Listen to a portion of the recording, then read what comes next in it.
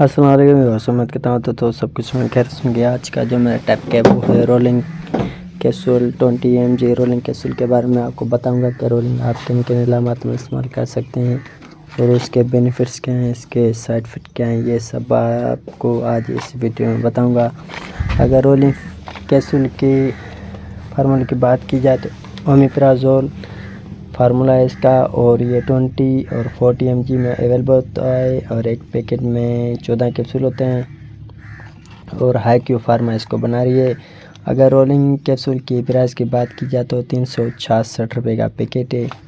اب میں آپ کو رولنگ کیپسول کے بارے میں بتاؤں گا کہ یہ دوا عام طور پر گیسٹرک ایسڈ، معدے کے تیزابت، معدے کے السر اور گیسٹرو ایسوفیجل ریفلیکس بیماری گرڈ کے علاج کے لیے استعمال کی جاتی ہے۔ اس میں اومیپرازول یا ایسی نوعیت کا ایک فعال جزو ہوتا ہے جو معدے میں تیزابت کی پیداوار کو کم کرتا ہے۔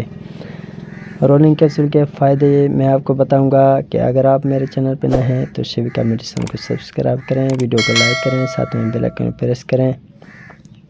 رولنگ کیپسول کے فائدے میں آپ کو بتاؤں کہ معدے کی تیزابت اور جلن کو کم کرنا، السر کے علاج میں مددگار، ریفلیکس بیماری سے نجات دلانا، معدے کے زخموں کو بھرنے میں مدد دیتا ہے، اور معدے کے جلن ہو، ہاضمے کی خرابی ہو، جہاں کھانا ہضم نہ ہوتا ہو، کھانے کے بعد تیزابت ہوتی ہو تو اس کے لیے آپ رولنگ کیپسول کا استعمال کر سکتے ہیں۔ رولنگ کیپسول 20 mg کے استعمالات میں آپ کو بتاؤں کہ رولنگ کیپسول بہت ہی اچھی رزلٹ والا ٹیبلیٹ ہے یا کیپسول ہے۔